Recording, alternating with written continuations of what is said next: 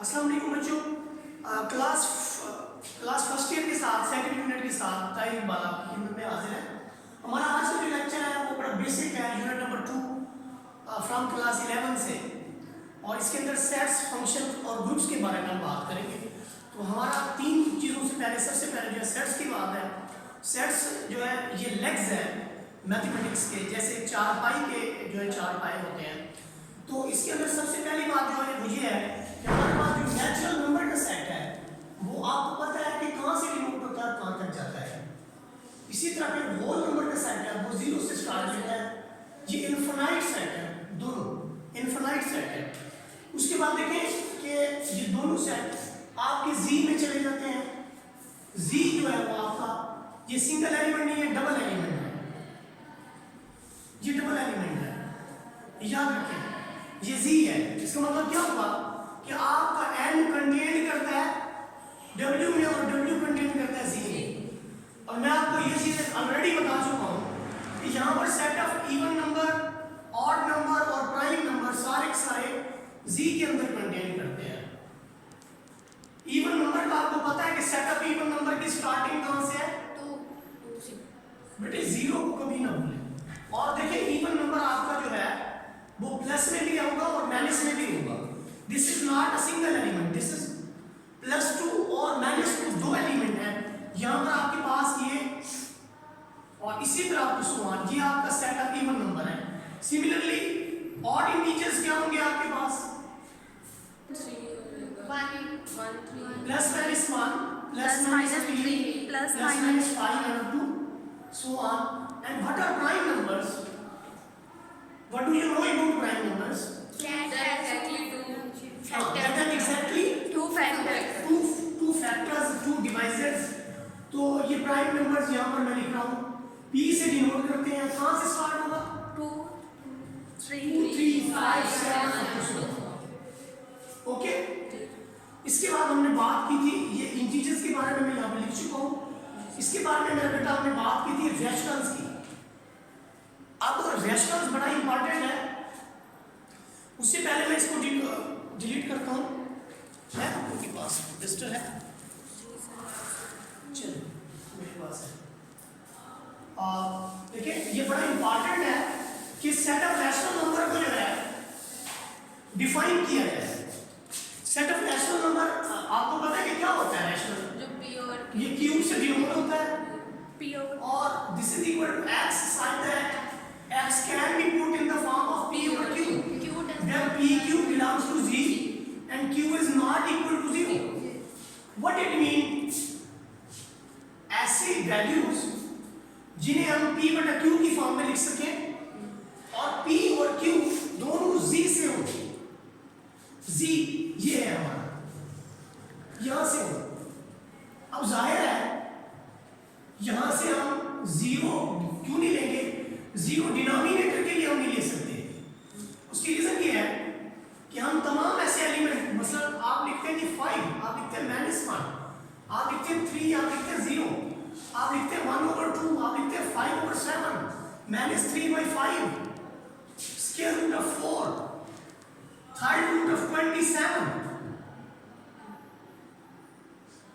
और इसी तरह 243 की 5th रूट लेते हैं।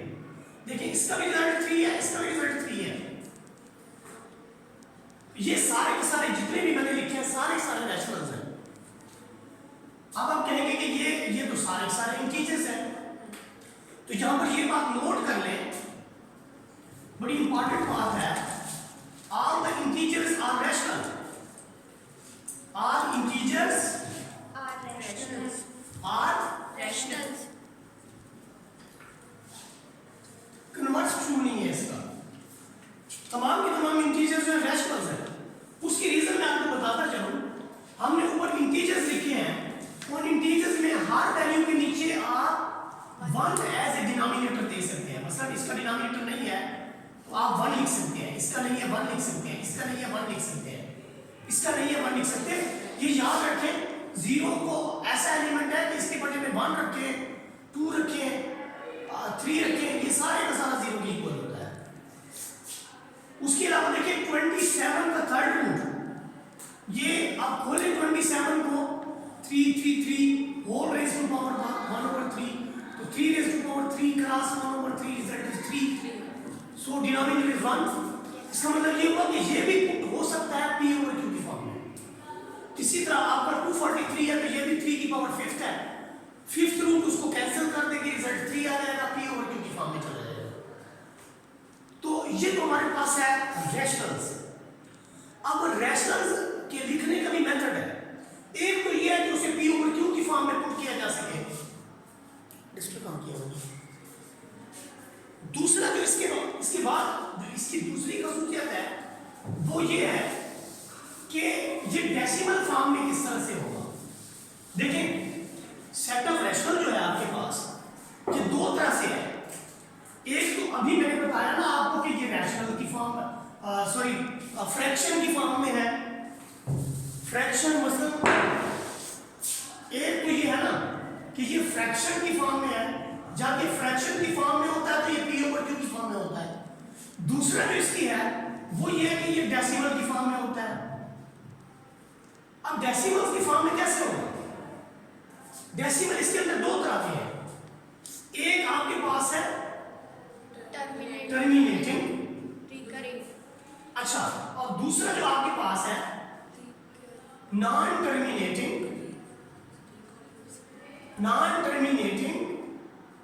रिक्यूरिंग। अब ये दो तरह के डेसिमल्स हैं आपके पास है, टर्मिनेटिंग और नॉन टर्मिनेटिंग रिक्यूरिंग। तो ये एक चीज याद रखें कि जो भी डेसिमल आपका नंबर 1 पे टर्मिनेट करेगा तो भी वो रैशनल होगा।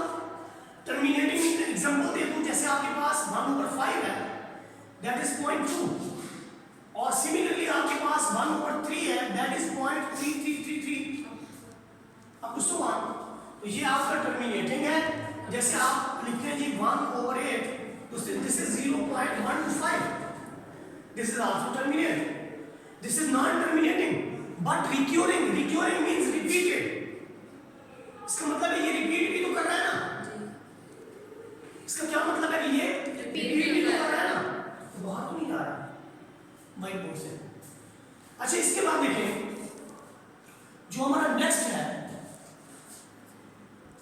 फ्रैक्शन। एक तो हो गया रैशनल नंबर्स के अंदर, एक हो गया फ्रैक्शन। बहुत बेसिक्स है, बहुत इंपॉर्टेंट है। जब कभी भी आपको पढ़ाने का मौका मिलेगा या आपको किसी भी बाहर के टेस्ट के अंदर मौका मिलेगा तो ये बड़ा बेसिक यूनिट है, इसकी आपको हर जगह नीड पड़ेगी, ज़हन में रख लें इस बात को। डेसिमल के अंदर है टर्मिनेटेड, नॉन टर्मिनेटेड, रिक्यूरिंग। वो इस फॉर्म में होंगे तो टर्मिनेट कर जाएगा, इस फॉर्म में होंगे तो रिक्यूरिंग होगा। इसकी एग्जांपल आपके फर्स्ट मिनट के अंदर भी दी हुई है।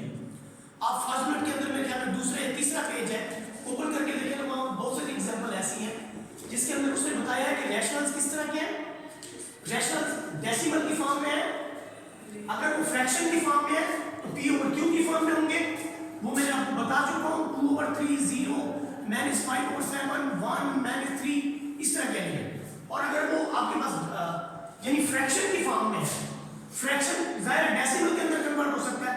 एक बात ये ध्यान में रख लें कि आपका फ्रैक्शन जो है वो डेसिमल में कन्वर्ट हो सकता है और डेसिमल जो है वो फ्रैक्शन में कन्वर्ट हो सकता है। ये दोनों एक दूसरे की शक्लें हैं, दोनों एक दूसरे की शक्लें हैं।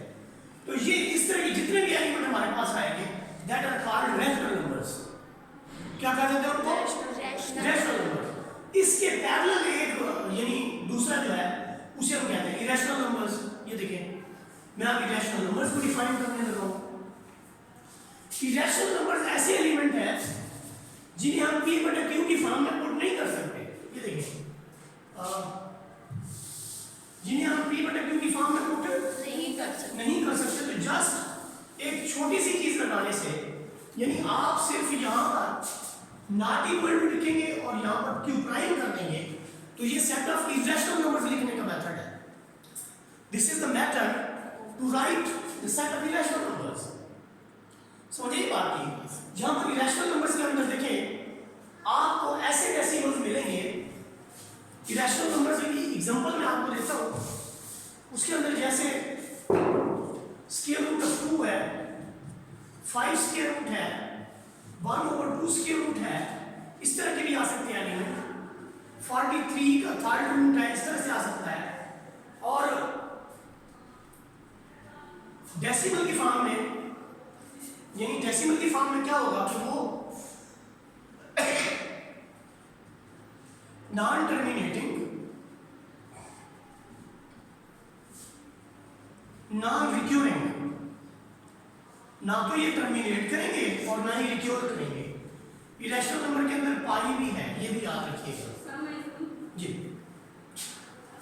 इरेशनल नंबर के अंदर पाई भी शामिल है और आपका ई भी शामिल है, तो ये दोनों नंबर शामिल है।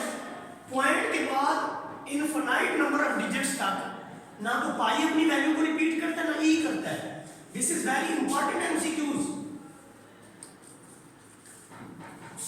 कि आपसे ये पूछा जाए कि ये नंबर आपके पास रैशनल में है, इरेशनल में है, ये सारी चीज इसमें पूछी जा सकती है। उसके बाद देखें इरेशनल नंबर्स के अंदर आप कैलकुलेटर ले लें और उससे स्क्वायर रूट ऑफ 2 निकालें। पॉइंट के बाद बहुत सारे डिजिट तक इसका रिजल्ट ना तो रिपीट करेगा और ना ही ये टर्मिनेट करेगा।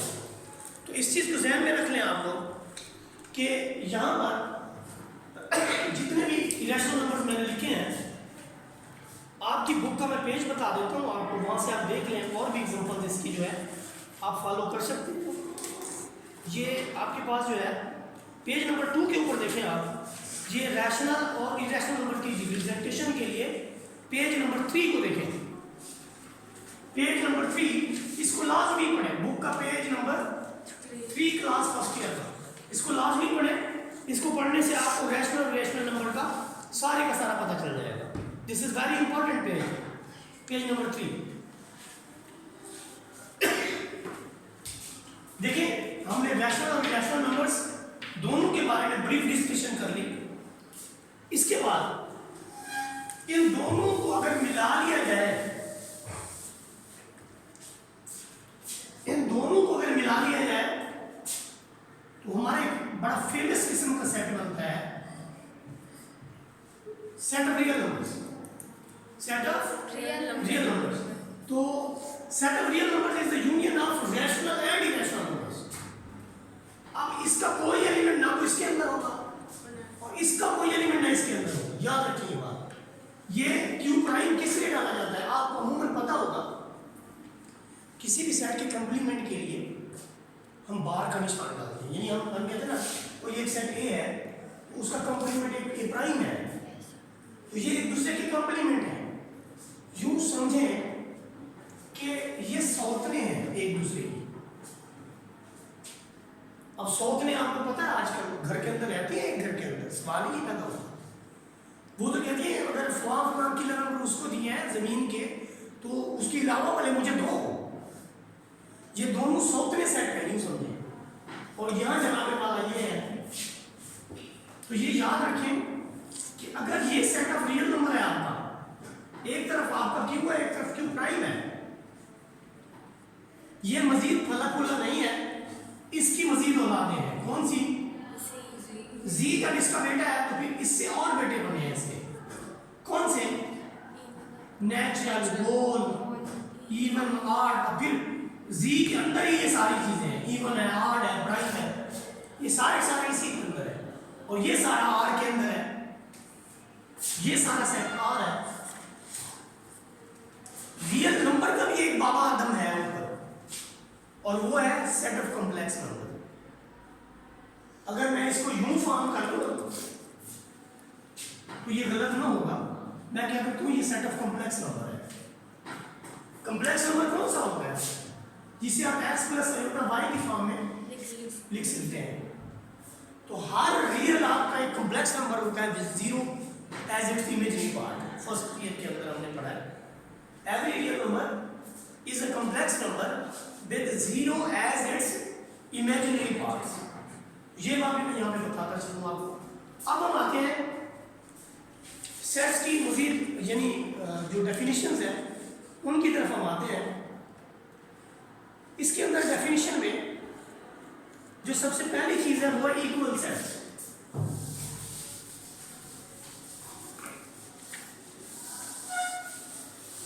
इक्वल सेट्स कौन से होते हैं? The sets that have same number of elements, that have same element, number भी ना क्या है।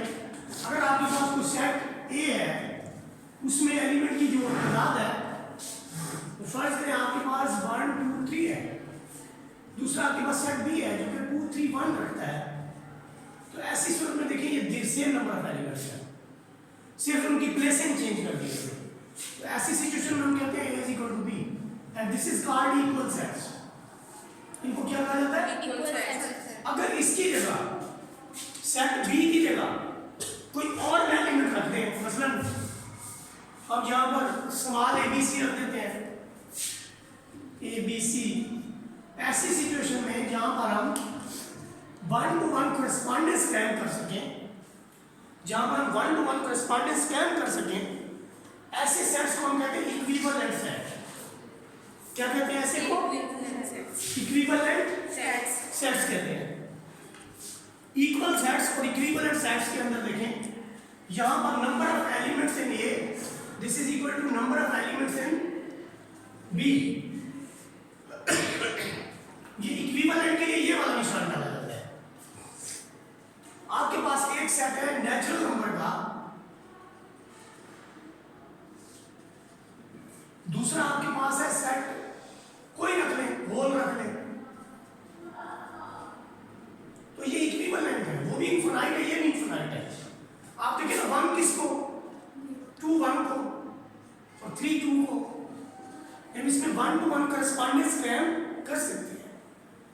तो ऐसे सेट्स जिनके अंदर हम 1 to 1 करस्पॉन्डेंस स्कैन कर सकें, वो हमारे इक्विवेलेंट सेट होते हैं। इक्विवेलेंट, इक्वल नहीं, इक्विवेलेंट, ठीक है। इसके बाद देखें इक्विवेलेंट के बाद कौन सी डेफिनेशन है, प्लीज बताते जाएं मुझे। Order of set, number of elements in a set is called order of sets. देखिए सेट ए के अंदर नंबर ऑफ एलिमेंट्स जो है कितने हैं, this is called order of set. उसके बाद सिंगलटन सेट है, इसका मैं बता देता हूं आपको। सिंगलटन सेट दैट है सिंगल एलिमेंट, ऐसा भी हो सकता है, ऐसा भी हो सकता है और ऐसा भी हो सकता है। ये एम्प्टी सेट के ऊपर एक एम्प्टी सेट आ जाए ऐसे, या फिर ऐसे आ जाए, तो ये भी सिंगलटन सेट है, ये भी सिंगलटन है, ये भी सिंगलटन है। बहुत इंपॉर्टेंट है ये दोनों बातें। सिंगलटन सेट दैट है सिंगल एलिमेंट, एम्प्टी सेट और null set। आपका 5 या इस तरह ये हो या ये हो, इसको एम्प्टी सेट कहा जाता है। ये कोई दोनों में से that has no element is called empty set. इसके बाद बताइए क्या है, Finite and infinite sets। हाँ जी, Finite and infinite। हाँ जी, जिसके नंबर ऑफ एलिमेंट्स आपके पास फाइनाइट है, ये फाइनाइट सेट है, और इसके मुकाबले में अगर मैं m लिख दूं, ये इनफिनाइट है। अच्छा, ये एक फर्ज करें एक सेट लिखा हुआ है x और उसके नंबर ऑफ एलिमेंट्स ऐसे हैं,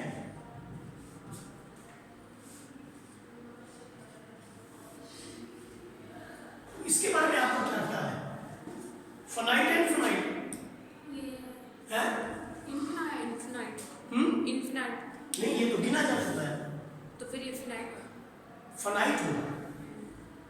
फाइनाइट का मतलब है जिसे हम गिन सकते हैं पूरा, उसके नंबर ऑफ एलिमेंट्स का पता हो कि कितने होंगे, दैट इज कॉल्ड फाइनाइट। ठीक है। इसके बाद इनफिनाइट वो होगा जिसे हम गिन ही ना सकते, 1 2 3 से स्टार्ट तो है, but this set does not have ending. Ending तो नहीं है ना इसकी, this is called infinite set. Subset, very important topic, subset. Subset के साथ हम ये चीज ध्यान में रख लें कि व्हाट इज सबसेट। सबसेट में फर्ज करें कि आपके पास एक सेट ए है, उसके एलिमेंट की तादाद यू है, और दूसरा आपके पास सेट बी है, उसके एलिमेंट बी सी हैं। तो ऐसी सिचुएशन में हम कहते हैं कि B is the subset of A. इसके अंदर जो बड़ा सेट होता है उसे हम सुपर सेट भी कहते हैं। बड़े सेट को हम क्या कहते हैं? सुपर सेट भी कहते हैं। ये इसका सबसेट होता है। if a set has all element in other set, then that set is called subset of other set।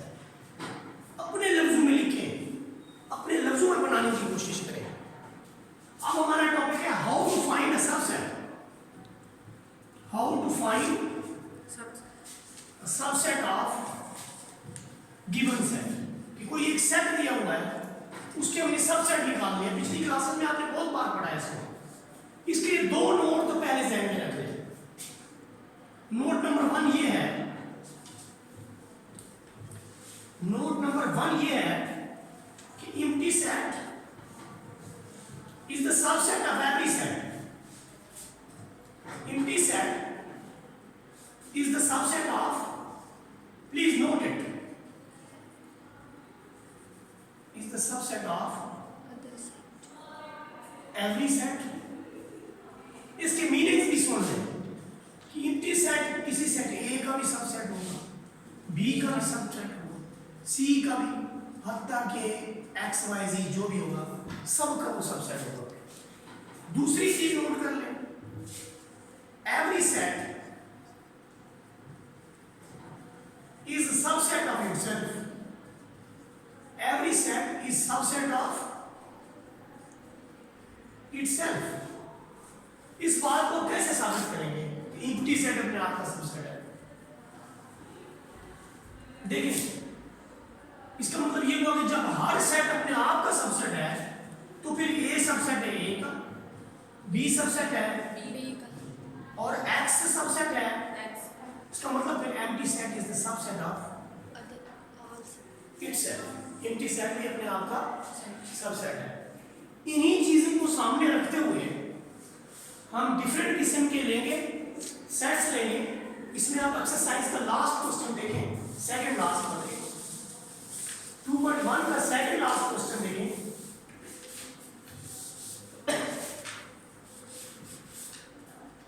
इसमें क्या पूछा गया है? Write down the proper set of each of the following sets। इसमें ये देखिए कि उसने सबसेट का काम पूछा है कि इनके सबसेट फॉर्म करें, और right on the power set इसमें पूछा गया है। और क्या पूछा गया है? व्हाट इज द, हाँ सबसेट वाला कौन सा क्वेश्चन है? क्वेश्चन नंबर 4 है। हाँ क्वेश्चन नंबर 4 है, लेकिन इसके अंदर उसने प्रॉपर सेट क्या है मैं आपको सबसेट फॉर्मेशन बताता हूँ। आपके पास एक सेट है ए, एम्प्टी सेट है, आप इसका सबसेट कैसे लिखेंगे? सिर्फ एम्प्टी सेट बस। अगर कोई सबसेट आपके पास B है, उसमें एक एलिमेंट है, तो आप उस B का सबसेट कैसे लिखेंगे? पहले तो एम्प्टी सेट लिखेंगे, फिर अगर आपके पास एक सेट C है और उसमें आपके पास दो एलिमेंट आ जाते हैं, आप इनके सबसेट कैसे लिखेंगे? हाँ जी, good, A, good, A comma B। और अगर आपके पास कोई सेट इस तरह से आ जाए कि उसके अंदर 3 एलिमेंट हैं, तो फिर हम क्या करेंगे? हाँ जी, एम्प्टी सेट 1 गुड, ओके, 1 2 1 2 1 3, फिर 2 3, फिर 1 2 3। तो इसके अंदर देखें, यहां पर कोई एलिमेंट नहीं था, तो सबसेट कितने बन गए? 2 की पावर 0, ये 1 एलिमेंट बना। यहां पर आपके पास नंबर ऑफ एलिमेंट्स कितने हैं? 1, तो 2 की पावर 1 कितना होता है? 1 और 1। यहां पर आपके पास देखिए नंबर ऑफ एलिमेंट कितने हैं? तो 2 की पावर 2 कितना होता है? ये कितने हैं? 1 2 3। ये कितने नंबर ऑफ एलिमेंट्स हैं? 3। तो 2 की पावर 3 कितना होता है? आप गिनेंगे कि क्या आया आपकी, ये 8 है। 1 2 3 4 5 6 7 8। अब 4 वाला जब हम करेंगे तो उसके अंदर फिर क्या होगा, ये मैं आप रेस कर देता हूं। अब हम एलिमेंट 4 वाला बनाएंगे कि हम उसको जो है कैसे फॉर्म कर सकते हैं। देखिए इसका धुंधला नहीं होना चाहिए, हाथ लगाए स्क्रीन को, धुंधला कर दिया। एक मिनट,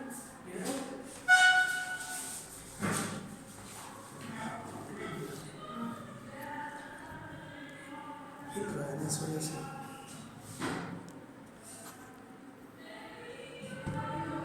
हिल क्यों रहा है? अच्छा देखिए इसके बाद हम 4 एलिमेंट वाला बनाते हैं। फर्स्ट करें हमारे पास जो एलिमेंट है वह plus minus multiplication and division कैसे बनाएंगे? पहले एम्प्टी सेट लिख देंगे, ओके लिख लिया, फिर प्लस फिर प्लस माइनस माइनस मल्टीप्लाई है जी, मल्टीप्लाई ओके फिर डिवाइड, ओके फिर प्लस माइनस हाँ जी प्लस मल्टीप्लाई और प्लस डिवाइड। गुड। और इसके बाद minus multiply minus multiplication minus division minus division फिर डिवीजन मल्टीप्लिकेशन और डिवीजन ऐसे। फिर अब देखिए मल्टीप्लिकेशन डिवीजन ये 2 वाला भी बन गया। अब हम पहले 2 एलिमेंट को फिक्स करेंगे और इसके साथ ये 2 फिक्स किए हैं ना प्लस और माइनस, तो तीसरा एलिमेंट फिर प्लस और माइनस उसके बाद डिवाइड। अब हमने प्लस के साथ माइनस फिक्स कर लिया, अब हम प्लस के साथ मल्टीप्लिकेशन फिक्स करेंगे और उसके आगे लिखेंगे। आगे क्या है आपके पास? डिवीजन। ओके, फिर प्लस के साथ मल्टीप्लिकेशन फिक्स हो गया, अब डिवीजन ही फिक्स हो सकती है क्योंकि हम प्लस के साथ डिवीजन फिक्स करेंगे तो हमें पीछे नफी या मल्टीप्लिकेशन लिखनी पड़ेगी जो कि ऑलरेडी हम लिख चुके हैं। अब हम एक स्टेप आगे जाएंगे, अब हम नफी से स्टार्ट लेंगे, माइनस मल्टीप्लिकेशन और डिवाइड। डिवीजन। अब हम सारे सेट 3 वाले भी लिख चुके हैं। अब हमारा आखिरी सेट रहता है जो कि मैंने नोट बताया था। एक मैंने कहा था कि equity set is the subset of itself, और दूसरी बात मैंने बताई थी कि every set is the subset of itself. तो दूसरे नंबर पे जस्ट ये सारा लिखने की जगह आप ऐसे लिख दें, आप चाहे तो सारे एलिमेंट लिख दें। सबसेट को डिफाइन करते हुए मैं पावर सेट की डेफिनेशन बताना पसंद करूंगा कि power set is a set that contains all of its subset. Power set is a set that contains all of its subsets. कोई इसमें मुश्किल इंग्लिश यूज करने की जरूरत नहीं है, तो सिर्फ आपको इतना करना पड़ेगा कि यहाँ पे x है, यहाँ पर आपको लिखना पड़ेगा पी एफ एक्स लिखने के बाद एक ब्रैकेट आप यहाँ डाल दें और एक ब्रैकेट आप यहाँ डाल दें, तो आपका ये पावर सेट हो गया। और ये भी याद रखें कि अगर आपके पास number of elements in x 4 है तो number of elements in power set of x कितने होंगे? कितने होंगे? n का मतलब है number of elements. Number of element in x 4, 1 2 3 4।